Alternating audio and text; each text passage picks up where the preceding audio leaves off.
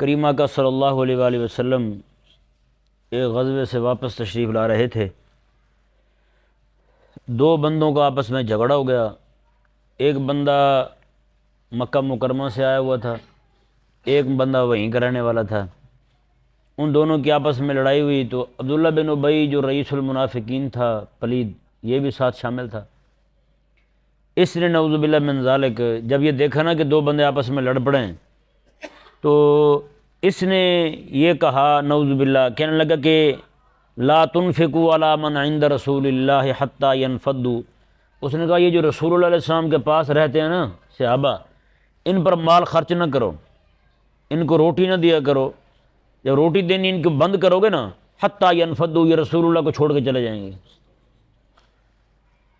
یہ اس منافق نے عبداللہ بن ابی نے بات کی۔ یہ ذہن میں رہے کہ کریمہ کا صلی اللہ علیہ وآلہ وسلم نے ارشاد فرمایا کہ جب یہ اسلام شروع ہوا نا اس وقت بھی غریب تھا، اور آقا علیہ السلام نے فرمایا کہ قیامت کے قریب بھی ایک وقت آئے گا کہ اسلام غریب ہو جائے گا۔ یعنی وہ وقت تھا کہ کریمہ علیہ السلام جن صحابہ کے بارے میں اس نے یہ بات کی تھی، یہ وہ صحابہ تھے حضور کے جو رات دن مسجد نبی میں بیٹھے رہتے تھے، رات دن مسجد نبی میں بیٹھے رہتے تھے۔ ایک چھپڑ ہوتا تھا، ڈھاری جسے کہتے ہیں، کانوں کی اس طرح کی چیزوں کی بنی ہوئی، اسی کے نیچے بیٹھے ہوتے تھے۔ صفہ جسے کہتے تھے، اصحاب صفہ، وہاں بیٹھنے والوں کو اصحاب صفہ کہتے تھے۔ ان کے پہننے کے کپڑے تک پورے نہیں ہوتے تھے، ہیں جی۔ تو اکثریت تو وہ ہوتے تھے جو صرف ایک تہہ بند میں ہوتے تھے، آقا علیہ السلام کی بارگاہ میں بیٹھے رہتے، بس آقا علیہ السلام سے جو بھی نئی وحی آتی نا وہ سننے کا شوق لگا رہتا ہے ہر وقت میں کہ ہمارا رب ہم سے کہتا کیا ہے، ہیں جی۔ وہی آقا علیہ السلام نے صحابہ کرام علیہ مردوان کو ترغیب دلائی، جو بھی بندہ صدقہ نکالے، کوئی بھی شے ہو، پھل آئے نیا، وہ شے، اس طرح کی چیزیں جو ہیں وہ آقا علیہ السلام ترغیب دیتے تھے صحابہ کرام علیہ مردوان کو۔ وہاں کے رہنے والے جو امیر صحابہ تھے وہ بس اس طرح کی چیزیں لے آتے تھے، مسجد نبی میں آ کر کے ان کو دے دیتے تھے۔ بعض اوقات کھجوروں کے خوشے کاٹ کے لاتے، ہیں جی، کھجوروں کے خوشے کاٹ کے لاتے تو مسجد شریف میں اس طرح رسی باندھ دی جاتی، اس کے اوپر خوشے لٹکا دی جاتے۔ صحابہ کرام علیہ مردوان جو وہاں ہوتے تھے وہ اسے توڑ توڑ کے کھایا کرتے تھے۔ تو ایسے حالات کے اندر عبداللہ بن ابی جو ہے نا ذلیل، وہ کہنے لگا کہ ان کو کھانے پینے کو کچھ نہ دو، یہ کھاتے پیتے ہیں نا اس لیے ہم سے لڑتے ہیں، ان کا کھانا پینا بند کر دو تو یہ بھاگ جائیں گے، یعنی کہ رسول اللہ علیہ السلام کو چھوڑ کے نکل جائیں گے یہاں سے، تو پھر کوئی ہمارے ساتھ لڑنے والا نہیں ہوگا۔ اب دیکھیں میں آپ کے سامنے تین دور، یہ تو دور جو آج دیکھ رہے ہیں ہم، یہ تو ایسے سمجھے کہ وہ پہلے والا دور ہی عود کر رہا ہے، ہیں جی۔ جس طرح اس منافق نے کہا تھا کہ رسول اللہ علیہ السلام کے پاس بیٹھنے والوں کو کچھ نہ دو، یہ رسول اللہ کو چھوڑ جائیں گے، اسی طرح کا آج کا منافق کہہ رہا ہے کہ مدرسے میں مسجد میں بیٹھنے والوں کو کچھ نہ دو، یہ مسجد مدرسہ مصلی چھوڑ جائیں گے۔ جی یہی کہہ رہے نہیں کہہ رہے؟ اور افسوس آپ کو اس بات پہ بھی ہونا چاہیے کہ نعوذ باللہ من ذالک، اور اوپر سے اس طرح کی پوسٹیں بنا کے ہمارا مولوی طبقہ جو ہے نا، یہ بھی ذہن میں رہے، یوتھیا صرف جمہوریوں میں نہیں ہوتا، مولوی میں بھی یوتھی ہوتے ہیں کہ نہیں؟ مولوی میں بھی یوتھی ہوتے ہیں جنہیں آپ مذہبی یوتھیا کہہ سکتے ہیں، ٹھیک ہے جی۔ یوتھی ہر طرح ہر جگہ پائے جاتے ہیں اور ہر قسم کے پائے جاتے ہیں، انواع و اقسام کے یوتھی ہوتے ہیں۔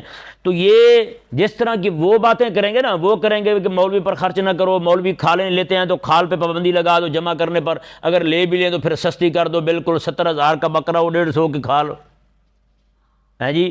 اور وہ جوتا لینے جاؤ تو اس میں سے تھوڑی سی کھال لگے، وہی جوتا 5,000 روپے کا ہے جی۔ جب تک مولوی کے ہاتھ میں وہ 150 کا ہے، بکرا منڈی میں ان کے پاس ہے تو 70,000 کا، کھال مولوی کے پاس آ گئی تو 150 کی ہے جی۔ وہی کھال جب ان کے پاس چلی گئی تو وہی پھر ہزاروں روپے کی ہو گئی، ہے یا نہیں؟ تو اس طرح کر کے یعنی ہر وہ چیز جو مولوی کے ہاتھ میں پہنچے اسے بالکل سستا کر دیا جائے، بالکل اس کا کوئی ریٹ ہی نہیں ہے، اسے تو کوئی لیتا ہی نہیں ہے، ٹھیک ہے نا جی۔ یہ حال کہ انہوں نے اوپر سے مذہبی یوتھی جو ہیں وہ کون سی پوسٹیں شیئر کرتے ہیں، وہ یہ پوسٹیں بناتے ہیں فلاں امام نے فرمایا تھا کہ مولوی جو ہے نا اسے ساتھ دین کے ساتھ ساتھ اسے یہ بھی سکھایا جائے، کوئی ہنر بھی سکھایا جائے، ہنر آتا ہوگا تو پھر ہنر بیچے گا، نہیں تو وہ دین بیچ دے گا، نہیں تو وہ دین بیچ دے گا۔ یہاں بھی ایک داتا صاحب کا ملنگ پھرتا ہے، اس نے ایک دن جی ایک مولوی کی ویڈیو بھیج دی گروپ میں، اور کہہ رہا تھا جی گروپ میں سارے علماء سے میں پوچھ رہا ہوں، میں نے کہا پتر میں سمجھ گیا ہوں مولوی تو میں ہی ہوں اکیلا یہاں ہیں، تو کسے کہہ رہا ہے؟ میں نے کہا پھر اچھا ایک دن پھر چڑھ گیا، داڑھ کے نیچے آیا، میں نے پھر وہ زبردست کر کے سمجھایا مسئلہ وہ والا، خیر اسے سمجھ آ گیا، آج قسمت چنگی تھی اس کا نکل گیا وہ یہاں سے، آج نہیں سن سکے وہ بیچارہ بہشتی، اللہ کرے گا پھر کبھی آ جائے گا ہاتھ میں ہیں، پھر اسے سمجھائیں گے دوبارہ پھر سے مسئلہ بھی یار یہ بتا کہ آیا کہ دین صرف مولوی بیچ رہا ہے؟ جہاد کرنا دین ہے یا نہیں؟ آپ کی پوری فوج بغیر جہاد کیے پیسے لے رہی نہیں لے رہی؟ تو وہ دین بیچ رہے نہیں بیچ رہے؟ اور مولوی تو چلو نمازیں تو پڑھا رہا ہے بھائی کہ نہیں، مولوی نمازیں پڑھا رہا ہے، آپ کے بچوں کو پڑھا رہا ہے، دین سکھا رہا ہے، مفت میں لوگوں کو مسائل سکھا رہا ہے ہیں جی، تو بتائیں مولوی تو بیچارہ 10,000 20,000 لے کے دین بیچنے والا ہو گیا، دین فروش ہو گیا مولوی۔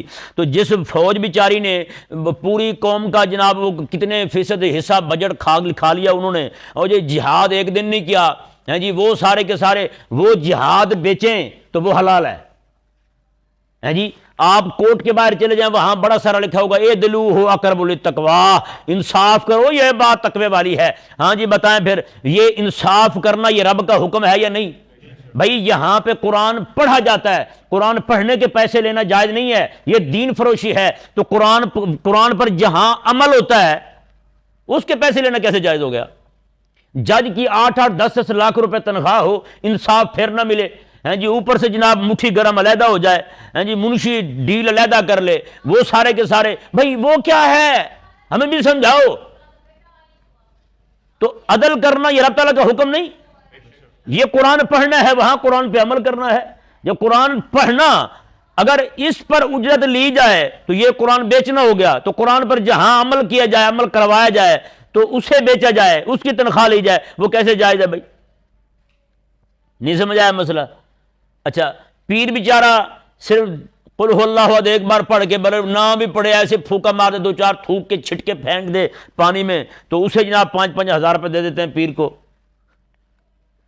ہے یہ نہیں؟ کوئی نہیں کہتا پیر صاحب تسی پھوک کے ساتھ ساتھ آپ نے تھوک بھی بیچ دی ہے اور وہ بھی 5,000 روپے کی بیچی ہے۔ اب ذرا اندازہ لگائیں نا آپ بھائی۔ اچھا چلو آپ چلے جائیں جی، شادی حال بنے ہوئے اتنے سارے، شادی کرنا کیا ہے بھائی؟ سنت ہے۔ شادی حال والے کو کسی نے کہا ہے بھائی خدا کے لیے یہ تو کام کر رہے ہو، اس کے علاوہ کوئی ہنر بھی سیکھو، آپ کیوں حرام خوری کرتے ہو، سنت بیچ رہے ہو؟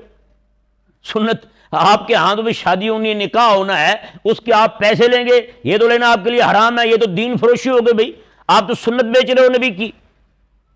کیٹرنگ والے کو کوئی نہیں کہتا ہاں جی، وہ جناب سارے جتنے بھی لاکھوں کروڑوں روپیہ خرچ ہوتا ہے کوئی نہیں کہتا، صرف مولوی بیچارہ جو 5,000 روپے لیتا ہے نکاح کا، اسے کہتے ہیں مولوی صاحب یہ تو سنت تھا، آپ نے سنت بیچ دی ہے، 5,000 روپے اکٹھے لے لیے ہیں۔ وہ ایک مولوی تھا بیچارہ جی، نکاح پڑھانے گیا جی، بڑی زبردست بات ہے، دل کو لگے گی آپ کے، 5,000 روپے، اس نے کہا جی، دلہے کے ابے نے پوچھا کتنی فیس ہے، اس نے کہا جی 5,000 روپیہ۔ وہ دلہے کا ابا 5,000 روپے دینے لگا، تو مولوی صاحب وہ بندہ بیٹھا تھا کیٹرنگ والا ہیں جی، وہ ذرا لبرل ذہن کا تھا، اس نے نا ہاتھ پکڑ لیا مولوی صاحب کا، کہنے لگا مولوی صاحب یہ تو آپ سنت بیچ رہے ہیں، یہ تو لینا آپ کے لیے جائز نہیں ہے۔ مولوی صاحب نے بیچارے نے شرمندہ ہو کے، مولوی بیچارہ کو ڈھیلا ڈھالا تھا لیکن وہ بھی انتظار میں تھا، اس نے خاموشی کے ساتھ پیسے واپس کر دیے، دلہے کے ابے نے جیب میں ڈالے، وہ بھی اندر سے خوش ہوا، چلو 5,000 بچا ہیں جی۔ اب ہوا یہ کہ بعد میں مولوی صاحب بھی ساتھ ساتھ، وہ محلے کا تھا مولوی بھی، کیٹرنگ والے سے جب پیسے، اس نے کہا ہاں جی آپ کتنے بنے، اس نے کہا جی 5 لاکھ روپے بن گئے۔ وہ پیسے جب دینے لگا نا چیک اسے، تو اس نے ہاتھ پکڑ لیا کیٹرنگ والے کا، مولوی نے، اس نے کہا ہاں جی اگر نکاح پڑھانا سنت تھی تو پیسے لینا دین فروشی تھی، تو یہ ولیمہ کرنا بھی تو سنت تھا، اس پہ پیسے آپ نے کیوں لیے؟ کیٹرنگ والا کہنے لگا میں تو خوشی سے لے رہا ہوں۔ اس نے کہا میں تیری ماں کے جنازے پہ آیا تھا۔ انہوں نے کہا پاگل تے پترا تینوں خوشی چڑھ گئی، میں نے خوشی نہیں چڑھی ہیں؟ عجیب پاگل لوگ ہیں یار یہ۔ آپ میں جو باتیں آپ کو بتا رہا ہوں نا، میں حقیقت والی بات ہے، ایک ایک بات بڑی بڑی قیمتی بتا رہا ہوں تاکہ یہ لبرل لوگ ہیں نا، بے دین لوگ، انہیں سمجھ آئے اس بات کی۔ یہ ہمارے جو بیچارے مذہبی طبقہ ہے ان کو ایسے پکڑ کے روند جاتے ہیں۔ اب بتائیں یار دوا کھانا جو ہے یہ سنت ہے یا نہیں؟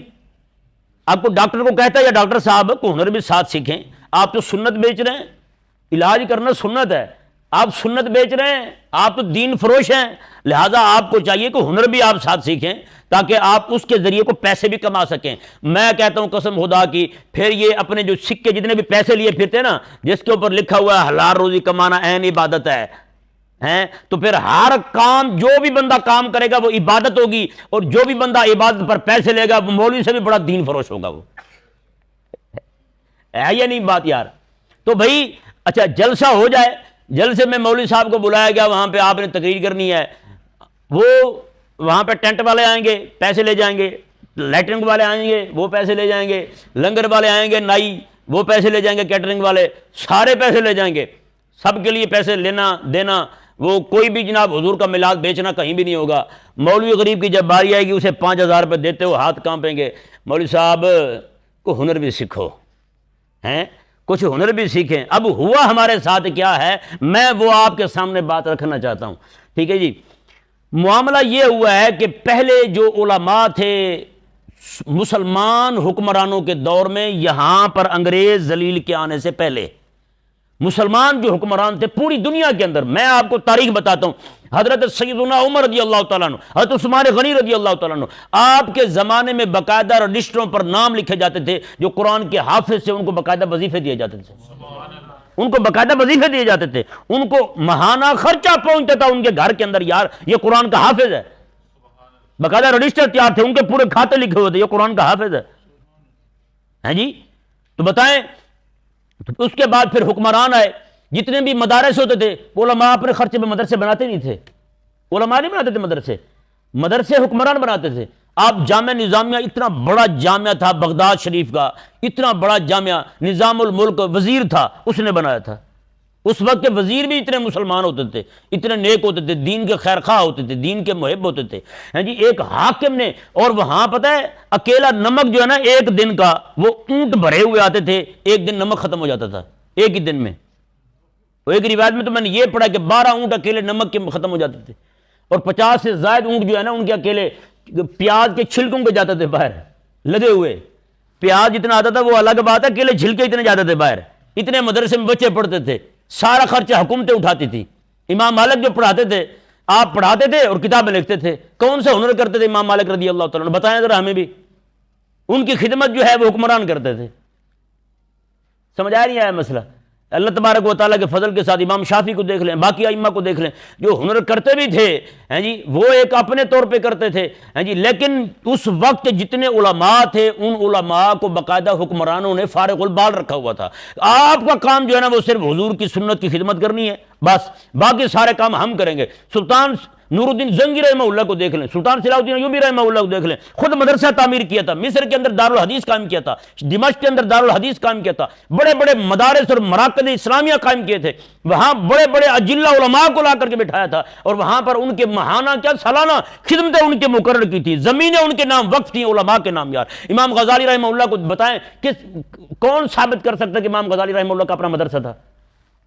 ایک بندہ بھی ثابت نہیں کر سکتا۔ امام غزالی رحمہ اللہ نے کو اپنا ادارہ قائم کیا تھا، ان کا ادارہ وہی تھا جس جامعہ نظامیہ سے پڑھے تھے اسی جامعہ نظامیہ میں پڑھاتے تھے۔ بتائیں، وہی امام غزالی رحمہ اللہ، آپ بیٹھے ہوئے نا پڑھتے ہیں، دیا جلا کے، رات عشاء کے بعد کا وقت ہے، وزیر آیا جی چیک کرنے کے لیے، مدرسے کے بچوں کو دیکھو تو صحیح کیا پڑھ رہے ہیں۔ ایک سے پوچھا ہاں بھی کیوں پڑھ رہا ہے، تو اس نے کہا میں بڑا ہو کے مناظر بنوں گا۔ دوسرے سے پوچھا کیا بنے گا، اس نے کہا بڑا ہو کے قاضی بنوں گا۔ پوچھتے پوچھتے وزیر جو تھا نا دل میں خیال آیا، اس نے کہا یار میں نے جس لیے مدرسہ بنایا تھا اس کے لیے تو ایک بندہ بھی نہیں پڑھ رہا ہے، کوئی مناظر بننے کے چکر میں ہے، کوئی قاضی بننے کے چکر میں ہے، کوئی کسی بات میں، کوئی کسی بات میں۔ وہ ایک جناب کونے میں گئے نا جی، ایک بچہ چھوٹا سا بیٹھا دیا لے کے، آواز دی پیچھے سے، اس نے کہا وہ پیچھے دیکھو تجھ سے ملنے آیا۔ اس نے کہا کون ملنے آیا؟ میں نہیں جانتا کسی کو۔ اس نے کہا وزیر آیا۔ اس نے کہا میں وزیر کو نہیں جانتا۔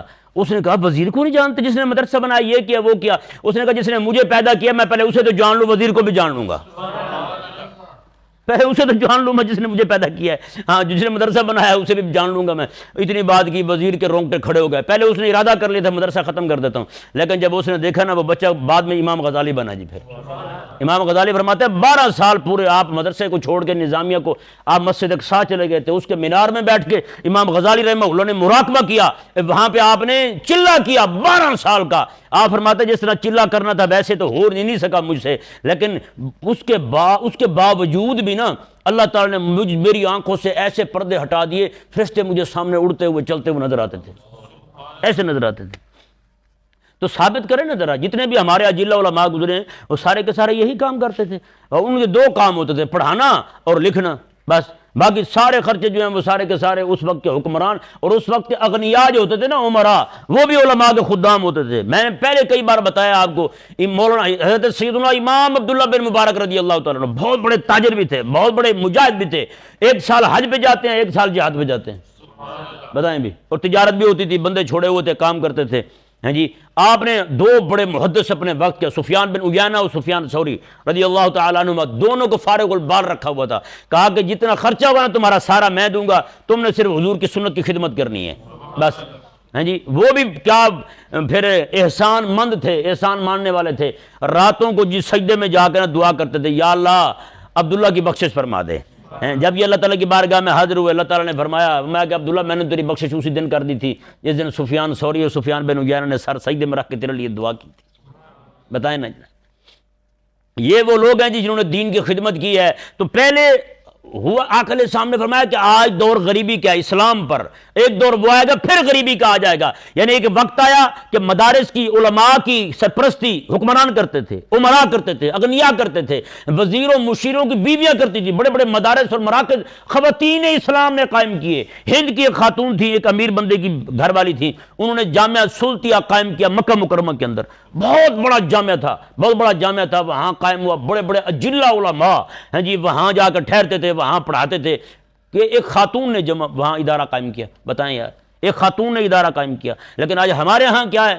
ہیں جی ہمارے ہاں اچھے بھلے لوگ جو ہیں انہیں جناب مدرسہ قائم کرنے کی طرف کوئی دلچسپی نہیں ہے، کوئی مدرسہ قائم ہو جائے یا دین کا ادارہ بن جائے جہاں پہ رسول اللہ علیہ السلام کے دین کے خادم بن کر نکلیں، رسول اللہ علیہ السلام کے دین پڑھنے والے، دین سمجھنے والے، دین سمجھانے والے وہاں سے نکلیں۔ تو پھر آقا علیہ السلام نے جو فرمایا نا، یہ دور غریبی کا ہے، ایک دور پھر غریبی کا آئے گا اسلام پر، یعنی وہ وقت تھا کہ منافق نے کہا کہ ان کو کچھ نہ دو، ان کو جو پڑھتے نا دین حضور سے، ان کو کچھ نہ دو تاکہ یہ چھوڑ جائیں پڑھنا ہیں۔